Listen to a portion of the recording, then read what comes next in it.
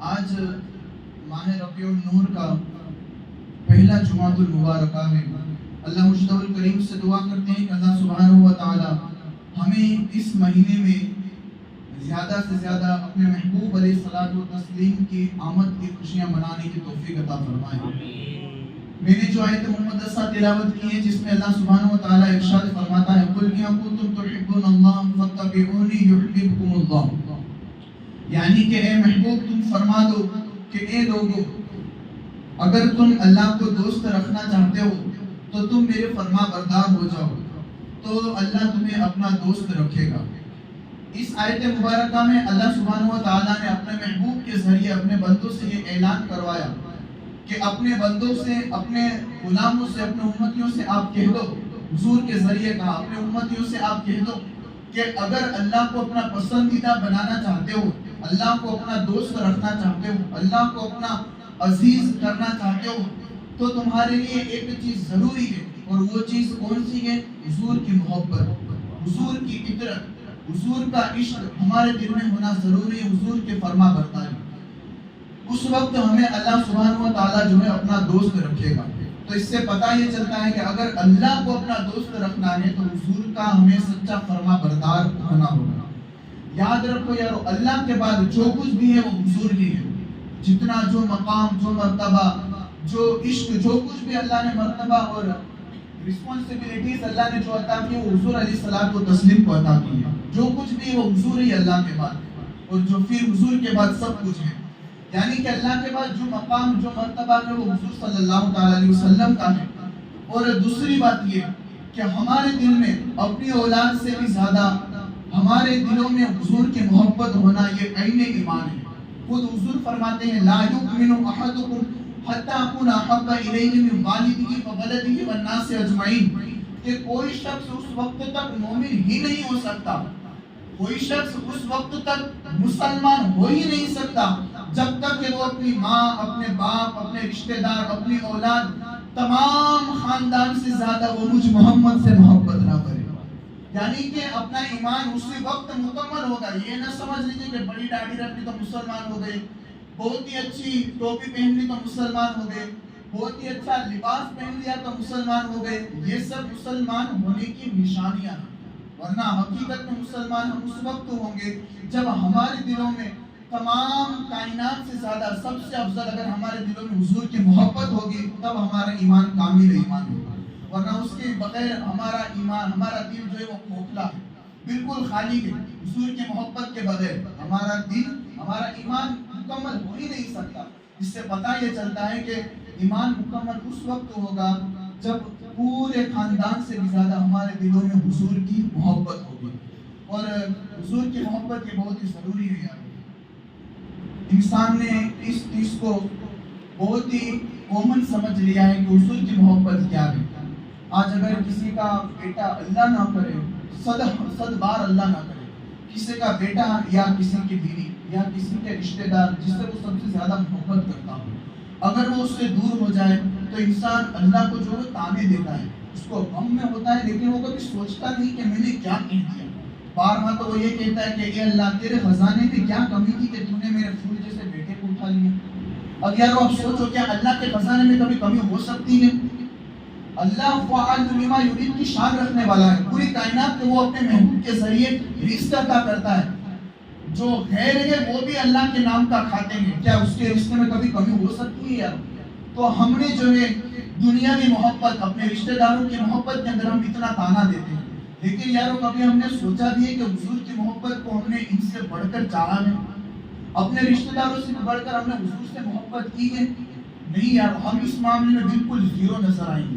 اگر ہم نے حضور سے سچے دل سے محبت کی ہوتی یارو تو ہمارا دل حضور کے عشق میں تڑپتا۔ اگر حضور سے ہم نے سچی دل سے محبت کی ہوتی تو ہماری نیند جو ہے قربان ہوتی اور نمازوں کے اندر ہماری زندگی گزرتی۔ اگر ہم نے حضور سے سچے دل سے حضور سے محبت کی ہوتی تو ہماری جو ہے ہر ایک کام شریعت مصطفیٰ کے تحت ہوتا۔ لیکن آج ہم جو دیکھ لیں کون سا ایسا کام ہے اللہ ماشاءاللہ جو ہم نے شریعت کے دائرے میں رہ کر کرا ہوتا۔ خیر اللہ ہم سب کو راہ ہدایت پر چلنے کی توفیق عطا فرمائے۔ آج میرا ٹاپک یہ ہے کہ حضور کی محبت کے بعد انسان کو اللہ کون سے مقامات عطا فرماتا ہے۔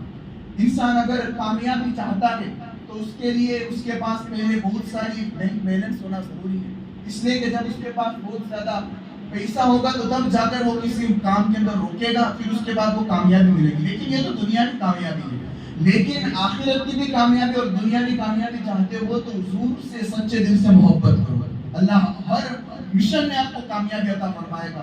آؤ میں ایک ایسے صحابی رسول کا قصہ سناؤں کہ جنہوں نے حضور سے بدلہ لینے کا ارادہ کیا، لیکن ان کے بدلے کے اندر بھی ان سے جو ہے حضور کا عشق چھپا ہوا تھا۔ ایک نام بتایا جاتا ہے حضرت عکاشہ، اور ایک میں بتایا جاتا ہے حضرت عکاشہ رضی اللہ تبارک و تعالیٰ عنہ۔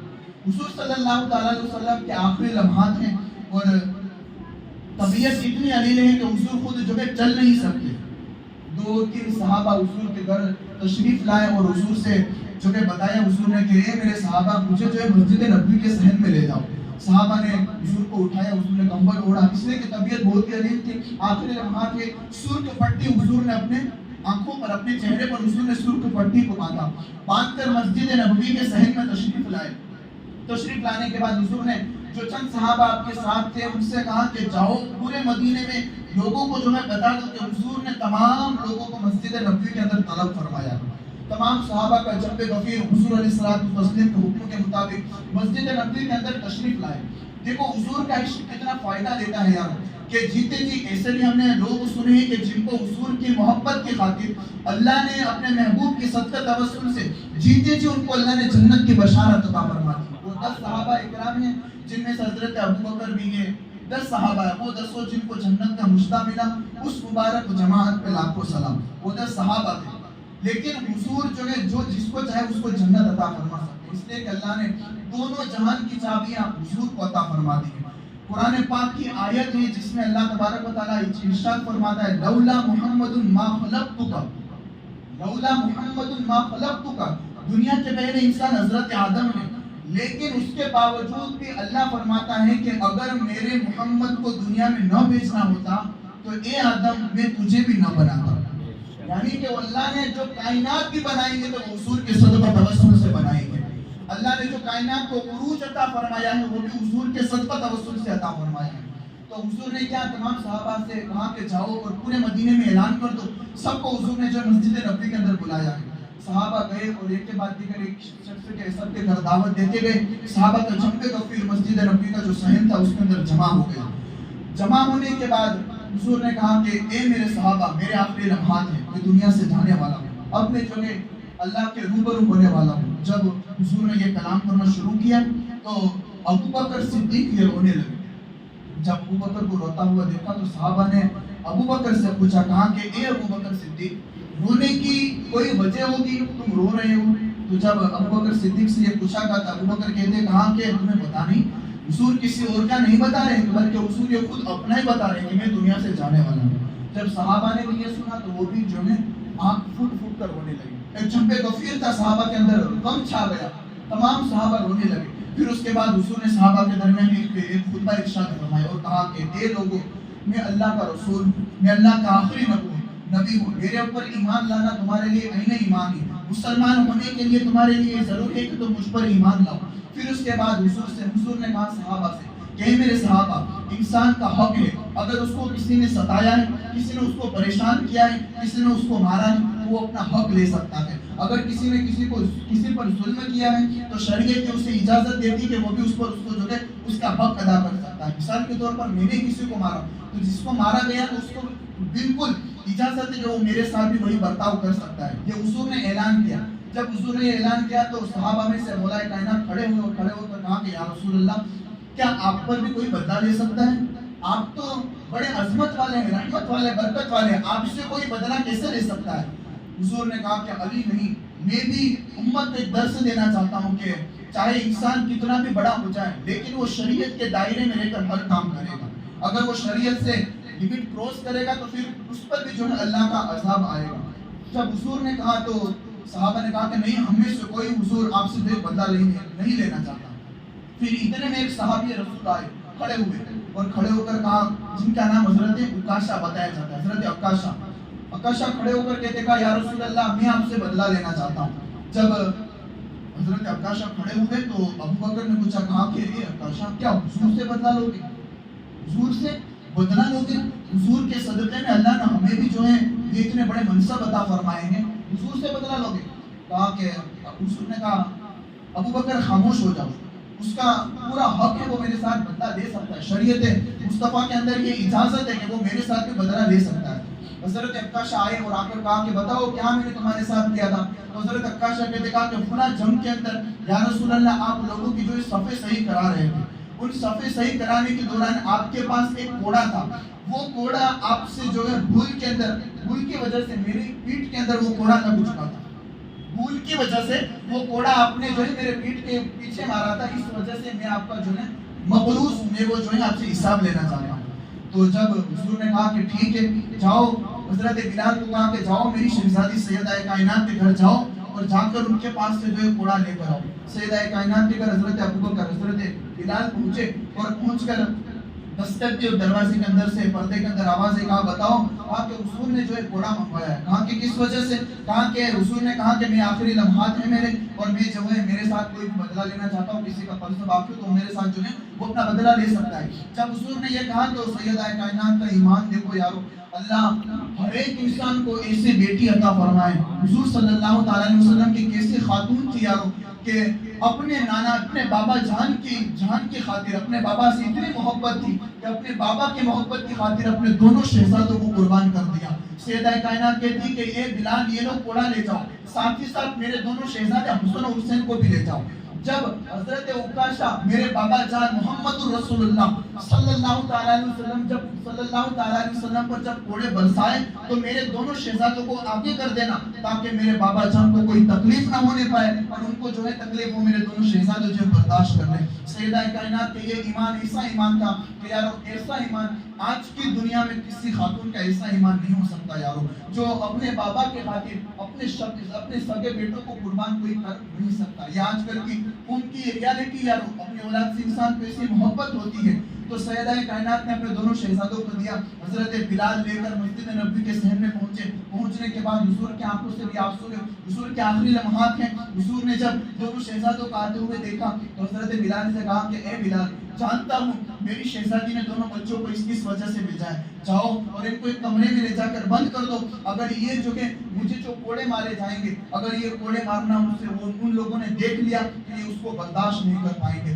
دونوں شہزادوں کو ایک کمرے میں جا کر بند کر دو۔ ان دونوں شہزادوں کو جو ہے ایک کمرے میں لے جا کر بند کر دیا گیا۔ پھر اس کے بعد حضرت عکاشہ رضی اللہ تبارک و تعالیٰ عنہ ان کے ہاتھ میں کوڑا دیا گیا۔ کوڑا دینے کے بعد حضرت عکاشہ حضور کے پاس آئے، حضور کے پاس آنے کے بعد کہا یا رسول اللہ، فلاں جنگ کے اندر جب آپ نے مجھے بھول سے صفے صحیح کرا رہے تو آپ نے جو ہے کوڑا میری کمر کے اندر مارا تھا تو اس وقت جو ہے میری کمر وہ ننگی تھی، یعنی کہ میری کمر کے پیچھے کوئی کپڑا نہیں تھا۔ آپ بھی جو ہے اپنا کپڑا اونچا کرے، اپنے کپڑے اپنے جو ہے کپڑے کو ہٹائیں تاکہ میں بھی جو ہے آپ کی کمر پر جو ہے کوڑا ماروں۔ جب حضرت عکاشہ رضی اللہ تبارک و تعالیٰ عنہ کوڑا لے کر حضور کے پاس پہنچنے کے بعد حضور نے اپنی جو ہے کمر سے کپڑے کو ہٹایا، ہٹانے کے بعد حضرت عکاشہ نے کوڑے کو پھینک کر حضور کے سینے سے لگ گئے اور سینے سے لگ کر کہتے کہا یا رسول اللہ، یہ تو صرف میرا ایک بہانہ تھا کہ میں آپ کو کوڑے ماروں، ورنہ حقیقی معنی میں کل قیامت کے دن قدرت مجھ سے اگر سوال کرے گی کہ اے عکاشہ بتا میری بارگاہ میں ایسا کون سا تیرا عمل ہے کہ جس کی وجہ سے میں تجھے بخشش کا سرمایہ عطا فرما دوں۔ یا رسول اللہ، آپ کے آخری لمحات ہیں، مجھے یقین ہے میں اپنا سینہ آپ کے سینے سے مس کرنا چاہتا ہوں تاکہ قدرت قیامت کے دن پوچھے کہ کیا لایا، تو میں قدرت کی بارگاہ میں حضور کا سینہ میرے سینے سے مس کرتا ہوا پیش کر دوں۔ مجھے یقین ہے کہ اس کی بدولت اللہ میرے گناہوں کو معاف فرما کر جنت کا پروانہ عطا فرما دے گا۔ جب حضور نے حضرت عکاشہ کا یہ عشق دیکھا تو دیکھ کر حضور نے فرمایا، کہا کہ اے میرے صحابہ، اگر کسی کو جنتی دیکھنا ہو تو یہ حضرت عکاشہ کو دیکھ لے، کسی کو جنتی دیکھنا ہو تو یہ حضرت عکاشہ کو دیکھ لو۔ یار ایسا عشق حضور سے کرو۔ آج ہم نے حضور سے ایسا عشق نہیں کیا، حضور سے ایسا عشق ہم نے نہیں کیا، ہم نے صرف نام کا حضور سے عشق کیا، ورنہ ایک چھوٹی سی عمر کا ایک عاشق ہے جس کے نام حضرت عبداللہ بتایا جاتا ہے۔ حضرت عبداللہ نے چھوٹی سی عمر میں حضور کو صرف دیکھا تھا، اللہ نے حضور کو اتنا خوبصورت پیدا فرمایا تھا یارو کہ جس نے بھی صدق دل سے حضور کو دیکھا اس نے جو ایمان کی دولت سے وہ نوازا گیا۔ ورنہ کچھ لوگ ایسے تھے کہ جنہوں نے حضور کو دیکھا لیکن ان کے نصیب میں ہی نہیں لکھا تھا مسلمان ہونا. ابو جہل، ابو لہب ایسے لوگ بھی تھے جو مکے کے گنڈے کہا جاتا ہے، جو گھٹیا قسم کے لوگ. حضرت ابو جہل جیسے گھٹیا قسم کے لوگ جنہوں نے، جو حضور کے چچا تھا، حضور کا چچا تھا، پھر بھی اس کو جو ہے ایمان کی دولت نصیب نہیں ہوئی. یقیناً یہ اللہ اسی کو عطا فرماتا ہے جس سے اللہ محبت فرماتا ہے. اللہ اسی کو یہ محبت عطا فرماتا ہے. یارو اسی لیے حضور سے ایسا عشق کرو. حضرت عبداللہ نے چھوٹی سی عمر میں حضور کو دیکھا تھا اور دیکھ کر حضور کے دیوانے ہو چکے تھے. پھر وہ اپنے مسجد مدینہ منورہ سے کہیں دور رہتے تھے، تو چھوٹی سی عمر میں ایک ہی بار حضور کو دیکھا اور حضور کا کلمہ پڑھ لیا تھا. حضور نے حضرت عبداللہ کو نہیں دیکھا تھا لیکن عبداللہ نے حضور کو دیکھا تھا. اب وہ جو ہے مسجد مدینہ منورہ سے دور کسی جگہ پر چلے گئے.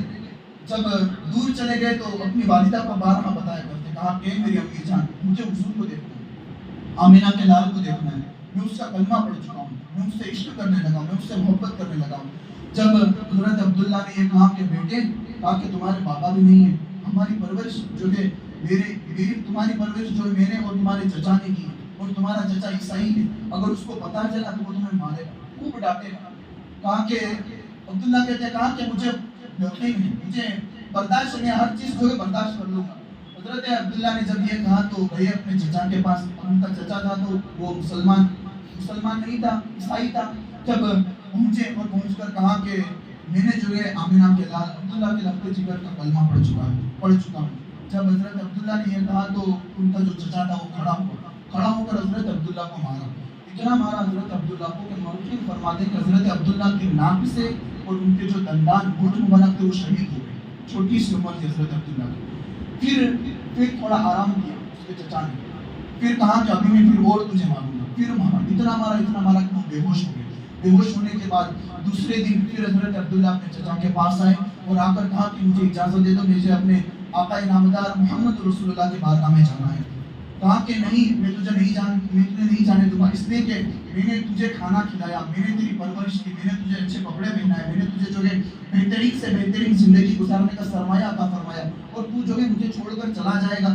جب حضرت عبداللہ نے یہ سنا تو کہا کہ مجھے حضور کے پاس جانا ہے کسی بھی حالت میں. حضور صلی اللہ علیہ وسلم کے پاس جانا. اگر جانا چاہتے ہو تو یاد رکھو یہاں سے چلے جاؤ کہ دوبارہ واپس گھر میں آنے کی اجازت نہیں دوں گا. حضرت عبداللہ نے کہا کہ ٹھیک ہے، میں یہ بھی برداشت کروں گا، دوبارہ لوٹ کر واپس نہیں آؤں گا. ہم یار کیا سوچتے ہیں پتہ ہے، ہمارے موبائل کی اسکرین پر، ہمارے موبائل کے فلاں جگہ پر یار ہم نے کسی ہیرو کے فوٹو لگائے ہیں جو ہمیں جانتے تک نہیں، جو ہمیں ہاتھ ملانے تک کا موقع نہیں دیتے. ایسوں سے عشق کیوں کرتے ہیں جو دنیا کے اندر اور آخرت کے اندر بھی تباہی کا سرمایہ بنیں گے؟ اس سے عشق لگاؤ جو وفا ہی وفادار ہے، جس کی اولاد کے اندر حضرت عباس علم بردار نے امام حسین کے ساتھ کیسی وفا نبھائی ہے. رہتی دنیا تک ایسا کوئی وفادار انسان پیدا ہو نہیں سکتا جیسے حضرت عباس نے اپنے بھائی حضرت امام حسین علیہ السلام سے نبھائی. لیکن یارو یہ تو حسین کے بھی نانا ہے، محمد رسول اللہ. ان سے وفا نبھاؤ، ان سے عشق کرو، پھر آپ دیکھو آپ کو کیسا اس کا صلہ ملے گا. حضرت عبداللہ چھوٹی سی عمر تھے، حضور نے نہیں دیکھا تھا، صرف عبداللہ نے حضور کو دیکھا تھا. پھر ان کے چچا نے کہا کہ دوبارہ واپس گھر کے اندر نہیں آنے دوں گا. تو کہا عبداللہ نے ٹھیک ہے، میں لوٹ کر واپس آنے کا خواہش مند بھی نہیں. کہا کہ اگر جانا چاہتے تو ایک بار اور یاد رکھو، یہ جو تم نے جسم پر لباس پہنا ہے یہ بھی تم نے جو میرے ہی وسیلے سے پہنا ہے، میرے ہی تم نے جو یہ لباس پہنا ہے. کہا کہ یہ لباس بھی تمہیں اتارنا پڑا. حضرت عبداللہ نے وہ لباس بھی اتار کر اپنی والدہ کے پاس گئے. والدہ سے کہا کہ دیکھو والدہ، چچا نے جو اپنا لباس بھی اتار لیا، اب جو ہے مجھے جانے کی اجازت دے دو. ان کی والدہ تو تڑپ رہی تھی، پلک رہی تھی، رو کر کہہ رہی تھی، کہا نہیں بیٹے مت جا. پھر کافی جو ہے ان کی خواہش ہوئی تو پھر اس کے بعد اپنے بیٹے کو جو ہے چادر دی اور چادر دے کر 2 چادریں دی، چادر کو اوڑھا اور اوڑھ کر حضرت عبداللہ جو ہے نکلے اور نکل کر مسجد مدینہ منورہ کی طرف روانہ ہو گئے. اب حضرت عبداللہ کو جب راستے میں پہنچے تو سوچنے لگے، کہا کہ یہ تو جو ہے فلاں جگہ سے نکل گیا، میں نے تو حضور کو دیکھا اس لیے مجھے حضور سے محبت ہو گئی، لیکن کیا حضور مجھے جانتے ہوں گے؟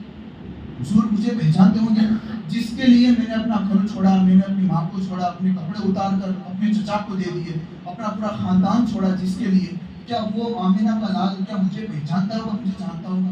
اسی سوچ میں حضرت عبداللہ تھے، لیکن اپنا سفر طے کرتے رہے، اس لیے کہ یار کی محبت ایسی ہو چکی تھی کہ کسی کی حالت میں حضور سے ملاقات کرنی ہے. حضرت عبداللہ نکلے اب نکل کر یہاں رک کر ایک بات بتاؤں، حضرت عبداللہ راستے میں ہی تھے، حضور صلی اللہ تعالیٰ علیہ وسلم کا علم غیب دیکھو یار، ہمارا ایمان ہے یار، اس بات کو ہمیشہ یاد رکھنا کہ پہلے کیا ہوا تھا، ابھی کیا ہو رہا ہے، اور صبح قیامت تک کیا ہونے والا ہے، یہ ساری چیزوں کا علم حضور صلی اللہ تعالیٰ علیہ وسلم کو ہے۔ یہ ہمارا ایمان ہے۔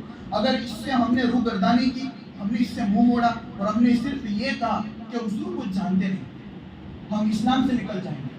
اگر صرف ہم نے یہ کہہ دیا کہ حضور کچھ جانتے نہیں، ان کو علم غیب نہیں، تو ہم جو اسلام سے نکل جائیں گے، دائرہ اسلام سے خارج ہو جائیں گے۔ اس لیے ہمیشہ یاد رکھنا کہ پہلے کیا ہوا تھا اور صبح قیامت کا کیا ہونے والا ہے، یہ ساری چیزوں کا علم حضور صلی اللہ تعالیٰ علیہ وسلم کو ہے۔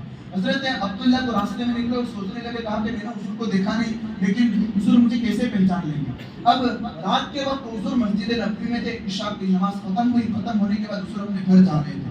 جب گھر جا رہے تھے تو حضور نے حضرت بلال کو بلایا اور بلا کر کہا کہ اے بلال، میرا ایک عاشق آ رہا ہے، بلال میرا ایک عاشق آ رہا ہے، جس نے اپنے گھر کو چھوڑا ہے، جس نے اپنی ماں کو چھوڑا ہے، جس نے میری محبت کی خاطر اپنا لباس اتار کر پھینک کر میرے پاس آ رہا ہے۔ جب وہ آئے تو تم اس کا اچھے طریقے سے خیال رکھنا، اس لیے کہ ٹھنڈی کا ماحول ہے، اور اس کو بہترین سے بہترین لباس پہنانا۔ جب صبح ہوگی تو میں اس کو اپنے پاس بلاؤں گا۔ پھر جو کہ حضرت عبداللہ نکلے اور نکل کر مدینہ منورہ میں پہنچے۔ اب پتہ نہیں تھا کہ کہاں جانا، حضور کہاں ہے، ان کو کچھ بھی پتہ نہیں تھا۔ رات آدھی رات گزر چکی تھی، لیکن ان کو پتا تھا کہ مسجد یہ مدینہ منورہ کے اندر ایک مسجد ہے جہاں مسلمان جا کر وہاں عبادت کرتے ہیں، اور ہمیشہ وہ مسجد کے گیٹ جو کھلے رہتے ہیں۔ حضرت عبداللہ پہنچے اور پہنچ کر ڈائریکٹ مسجد نبوی میں داخل ہوئے۔ داخل ہونے کے بعد جیسے ہی وضو کیا، وضو کرنے کے بعد اندر داخل ہوئے، حضرت بلال ڈائریکٹ پوچھا، کہا عبداللہ ہو، ڈائریکٹ کہا عبداللہ ہو۔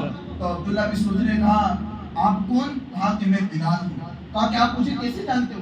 کہا کہ جب تم اپنے گھر سے نکلے تھے نا، تبھی حضور صلی اللہ تعالیٰ علیہ وسلم نے تمہارے آنے کی خبر ہمیں پہنچا دی تھی، حضور نے تمہارے آنے کی ہمیں خبر پہنچا دی تھی۔ حضرت عبداللہ خوش ہو گئے۔ خوش ہونے کے بعد حضرت عبداللہ کو جو بہترین لباس پہنایا، لباس پہنانے کے بعد جو ہے حضرت عبداللہ سو گئے۔ سونے کے بعد فجر کی اذان ہوئی، فجر کی نماز کے لیے حضرت عبداللہ اٹھے، اٹھ کر وضو کیا، پھر مسجد کے اندر داخل ہوئے۔ چادر کو اڑا ہوا تھا، ٹھنڈی کا ماحول تھا۔ حضرت عبداللہ سوچنے لگے، کہا کہ وہ دل ربانہ، وہ حسین و جمیل، وہ خوبصورت، وہ فعال لما یرید کی شان رکھنے والے پروردگار کا وہ برگزیدہ محبوب، جس کا چہرہ دیکھنے کو بھی اللہ نے عبادت قرار دیا گیا ہے، جس کے چہرے کی خوبصورتی ایسی ہے کہ چاند اور سورج اس کی خوبصورتی کے سامنے کم نظر آتے ہیں۔ وہ کب تشریف لائے گا، وہ کب آئے گا، وہ کب آئے گا؟ صحابہ آتے جا رہے تھے۔ حضرت بلال تو چادر اوڑھ کر چھپے ہوئے تھے۔ پھر تھوڑی دیر ہوئی تو حضور صلی اللہ تعالیٰ علیہ وسلم تشریف لائے۔ تشریف لانے کے بعد مسجد نبوی میں پہنچے۔ پہنچنے کے بعد حضور نے نماز پڑھی، نماز پڑھائی۔ نماز پڑھانے کے بعد حضور صلی اللہ تعالیٰ علیہ وسلم کی ایک عادت تھی، جب بھی نماز سے فارغ ہو جاتے، فارغ ہونے کے بعد حضور ڈائریکٹ لوگوں کے سامنے گھوم جاتے اور ان کو جو ہے اچھی اچھی باتیں بتایا کرتے تھے۔ حضور نے نماز پڑھائی، نماز پڑھانے کے بعد ڈائریکٹ جیسے لوگوں کے سامنے منتخب ہوئے تو حضور حضرت بلال تو جو ہے ایسے چھپ کر دیکھ رہے تھے، چھپ کر دیکھ رہے تھے۔ اتنے میں حضور صلی اللہ تعالیٰ علیہ وسلم نے فرمایا، او بلال کھڑے ہو جاؤ۔ وہ بلال کے پیچھے سے چھپے ہوئے بندے، عبداللہ کھڑے ہو جاؤ۔ عبداللہ روتے ہوئے کھڑے ہوئے اور کھڑے ہو کر حضور کے پاس پہنچے۔ پہنچنے کے بعد حضور نے اپنے سینے سے لگا لیا، کہا کہ عبداللہ کیسے پہنچے؟ کہا یا رسول اللہ، آپ جانتے ہیں کہ کتنی مشکلوں کے بعد آپ کے پاس پہنچا ہوا ہوں، کتنی مشکلوں کے بعد آپ کے پاس پہنچا ہوں۔ پھر اس کے بعد حضور نے لوگوں کے سامنے حضرت عبداللہ کو کھڑا کیا۔ کھڑا کرنے کے بعد اپنا ہاتھ حضور نے حضرت عبداللہ کے ہاتھ پر رکھا اور رکھ کر کہا کہ اے میرے صحابہ، دیکھ لو یہ عبداللہ ہے، یہ ایسا ہے کہ اس نے میری محبت کی خاطر اپنی ماں، اپنے چچا، اپنے خاندان کو چھوڑ کر میرے پاس آیا ہے۔ اس کو کوئی پریشان نہیں کرے گا، بلکہ یہ آج سے میرے ساتھ رہے گا۔ جو اس سے محبت کرے گا گویا کہ اللہ اس کو مجھ میں کامیابی اور کامرانی کا راستہ عطا فرمائے گا۔ پھر اس کے بعد حضرت عبداللہ ایسے چمکے یارو کہ حضرت عبداللہ رضی اللہ تبارک و تعالیٰ عنہ کو اللہ تبارک و تعالیٰ نے ایسا شرف عطا فرمایا کہ جب حضرت عبداللہ کو کوئی ڈانٹتا، پریشانی سے کہتا، تو حضور ان کو خاموش کرتا کہ خاموش ہو جاؤ، عبداللہ کو کوئی نہیں ڈانٹے گا، عبداللہ کو کوئی پریشان نہیں کرے گا۔ پھر اس کے بعد ایسا ہوا یارو کہ ایک جنگ کا اعلان ہو رہا تھا۔ حضرت عبداللہ اٹھے اور اٹھ کر دیکھا کہ لوگ کہیں نظر نہیں آ رہے، تو پتہ چلا کہ جنگ کا اعلان ہو رہا ہے۔ پھر اس کے بعد حضرت عبداللہ बाजार में गए, बाजार में जाने के बाद सामान खरीदा, सामान खरीदने के बाद वो भी जंग के अंदर शरीक हो गए। शरीक होने के बाद जब जंग खत्म हो गई, हजरत अब्दुल्ला ने जाम शहादत नोश फरमा लिया। सहाबा इकराम जितने भी शहीद हुए थे उनको लाया गया। लाने के बाद जब हजरत अब्दुल्ला के लाश मुबारक को गिराया गया तो हुजूर भी रोने लगे। रोने के बाद हुजूर ने जो के हजरत अबू बकर और हजरत अली को खुद हुक्म दिया कि जाओ मेरे चहीते सहाबी हजरत अब्दुल्ला को तुम खुद जाकर गुस्ल दोगे। गुस्ल देने के बाद उनको गुस्ल दिया गया, कब्र खोदी गई, फिर हजरत अब्दुल्ला को अंदर उतारा गया। उतारने के बाद हजरत हुजूर सल्लल्लाहु अलैहि वसल्लम ने हजरत अबू बकर से कहा, अबू बकर बाहर आ जाओ। बाहर आने के बाद हुजूर खुद कब्र के अंदर दाखिल हुए। दाखिल होने के बाद हजरत अब्दुल्ला को अपने सीने से लगाया। सीने से लगाने के बाद हुजूर रो रहे थे। रोते रोते हुजूर के जो आंसू थे, आंसू मुबारक हजरत अब्दुल्ला के सीने पर पड़े। सीने पर पड़ने थे कि हजरत बिलाल ये देखकर कह रहे थे कि या रसूल अल्लाह, ए बिलाल तू कितना, ये अब्दुल्ला तू कितना खुश नसीब है, तू कितना प्यारा है कि दुनिया के अंदर इंसान दुनिया से कोई जाता है तो वो अमाल लेकर जाता है, अपने बाप की मोहब्बत लेकर जाता है, अपने रिश्तेदार की मोहब्बत लेकर जाता है। लेकिन ए अब्दुल्ला तू कितना खुश नसीब है कि तू दुनिया से जाने के बाद मोहम्मद रसूलुल्लाह के आंसुओं को अपनी कब्र के अंदर लेकर जा रहा है। हुजूर के आंसुओं को अपनी कब्र के अंदर लेकर जा रहा है। फिर हुजूर वहां से निकले और निकल कर जो हजरत अब्दुल्ला को जो है दफन किया, फिर लौट कर वापस आ गए। यारो इससे पता ये चलता है कि हमें कोई जाने या ना जाने, लेकिन हुजूर हमें जरूर जानते हैं। खुद एक हदीस पाक है जिसका मफहूम ये है कि उम्मती किसी भी हालत में, हुजूर का उम्मती को अगर कांटा भी लगता है ना, कांटा भी, उसकी भी खबर हुजूर को होती है। ये कोई किस्सा कहानी नहीं है, ये कोई सिर्फ बातें, रस्मन बातें नहीं, बल्कि इसके हवाले से एविडेंस है लोगों के पास, किताबें पढ़ी पड़ी है कि जब कोई उम्मती, एक छोटा सा बच्चे को भी अगर कोई कांटा लगता है तो उसकी भी तकलीफ हुजूर को होती है कि मेरा उम्मती परेशान है। अगर हम भी परेशान होंगे, क्या हुजूर को हमारी खबर नहीं होगी यार? हुजूर जानते हैं कि मेरा उम्मती किस हाल में है यार। इस वजह से जरूरी है कि हुजूर से मोहब्बत करो, ऐसी मोहब्बत करो कि जैसे सहाबा ने की, अबू बकर ने की, बिलाल ने की, अब्दुल्ला ने की, मौलाए कायनात अलैहिस्सलाम ने की। ऐसी मोहब्बत जब हमारे दिलों में होगी यारो, अल्लाह दुनिया में भी कामयाबी अता फरमाएगा और आखिरत में भी कामयाबी अता फरमाएगा। हुजूर अलैहिस्सलातु तस्लीम का 1500 साला जश्न ईद मिलादुन नबी आ रहा है। गुज़िश्ता जुमा को भी जो चीज़ बताई गई थी, दोबारा वही चीज़ दोहरा दूं कि हुजूर के मिलाद मनाना ये अल्लाह की सुन्नत है। ये सब लोग जानते हैं, हुजूर का मिलाद मनाना ये अल्लाह की सुन्नत है। बहुत सारी चीजें ऐसी होगी जो हमने सुनी होगी तो हुजूर की सुन्नत है, मौलाए कायनात की सुन्नत है, गौसे पाक की सुन्नत है, फरीद नवाज ने इस काम को किया है, दादा अजमरी ने इस काम को किया है, बाबा फरीदुद्दीन ने इस काम को किया है, हमने ये चीज सुनी होगी। लेकिन ये चीज को भी खास नोट कर लीजिए कि ईद मिलादुन नबी, हुजूर का मिलाद मनाना ये अल्लाह की सुन्नत है, अल्लाह की सुन्नत है। इसलिए यारो जब भी जुलूस निकाला जाए तो शिरकत के साथ, ज्यादा तादाद के साथ जुलूस मोहम्मदी में हमें शिरकत करनी है। हम सिर्फ नहीं आएंगे बल्कि हमारी औलादों को भी हमारे साथ लाना है। और जुलूस मोहम्मदी में यारो गुज़िश्ता जुमा को भी यही बात बताई थी कि अल्लाह की रहमत, बहुत सारी लम्हात ऐसे होते हैं कि जिस दिन अल्लाह की रहमत अपने बंदों पर होती है, लेकिन उन्हीं दिनों में से एक दिन ऐसा है जिसको मिलादत मोहम्मद रसूलुल्लाह कहा जाता है। जो 12वीं की, ये 11वीं के मगरिब से लेकर 12वीं के मगरिब तक वो चीज़ रहती है जिस दिन अल्लाह अपने बंदों पर खुसूसी रहमत नासिल फरमाता है। अब वो सिर्फ ये दिन बताया गया, लेकिन वो टाइम कौन सा है, वक्त कौन सा है, ये अल्लाह और उसका रसूल बेहतर जानते हैं। इसलिए यारो जब भी हमारे यहाँ से जुलूस निकाला जाए तो शिरकत, काफ़ी तादाद के साथ हमें उस जुलूस के अंदर शिरकत करनी है। और एक चीज़ याद रखिए कि जब भी जुलूस निकाला जाता है यारो, पिछला साल को भी यही तकलीफ थी, इस बार भी यही बता दूँ कि जुलूस निकाला तो जाता है लेकिन लोग यहाँ से नहीं होते जुलूस में। जहाँ से जब सब जुलूस जमा हो जाते हैं वहाँ तादाद में लोग होते हैं। लेकिन हमारी ये जिम्मेदारी है, हमारा ये हक है, हुजूर का हम खाते हैं तो हुजूर के हम गुण भी गाते हैं। इसलिए यार हमारे लिए ज़रूरी है कि जब भी जुलूस जहाँ से निकाला जाए वहीं से हमें शिरकत करनी है। मिसाल के तौर पर समझाऊँ, ईद की नमाज पढ़ना सबसे ज़्यादा अफजल कहाँ है? ईदगाह। सबसे ज़्यादा अफजल कहाँ, आप लोग बोले? ईदगाह पर है। अब अगर कोई मणिनगर के अंदर भी रहता है तो उसके लिए भी ज़रूरी है कि वो ईद की नमाज ईदगाह में पढ़े। ज़रूरी इसलिए कि सबसे ज़्यादा फजीलत ईदगाह की नमाज ईदगाह पर है। मस्जिद के अंदर अगर लोग पढ़ना चाहे तो पढ़ सकते हैं, लेकिन वो सुरूर, वो इत्मीनान, वो क़ल्ब ईदगाह में ही मिलेगा। वैसे ही यारो ईद मिलाद का जो जुलूस निकाला जाता है वो कहाँ से होता है? अपने घर से होता है। जहाँ हम रहते हैं वहीं से हमारा जुलूस निकाला जाए तो ये बहुत ही अच्छा होगा यारो। इसलिए यारो काफ़ी तादाद के साथ जब हमारे यहाँ मस्जिद से जुलूस निकाला जाए तो काफ़ी तादाद के अंदर शिरकत फरमाए। जुमा के दिन जुलूस पाक निकाला जाएगा जिसका टाइम जो है बड़ी रात को बताया जाएगा। अल्लाह करीम हम सबको जुलूस मोहम्मदी सल्लल्लाहु अलैहि वसल्लम ने शिरकत करने की तौफीक अता फरमाए। दौरान गुफ्तगू कोई सलात व तस्लीम व सबका तवस्सुल से माफ़ फरमाए। अस्तगफिरुल्लाह रब्बी मिन कुल्ली ज़ंबि व अतूबु इलैहि। अस्सलामु अलैकुम। जिन हज़रात की सुन्नत बाकी अदा फरमाने और खड़े होकर सफ़ों को दुरुस्त करें।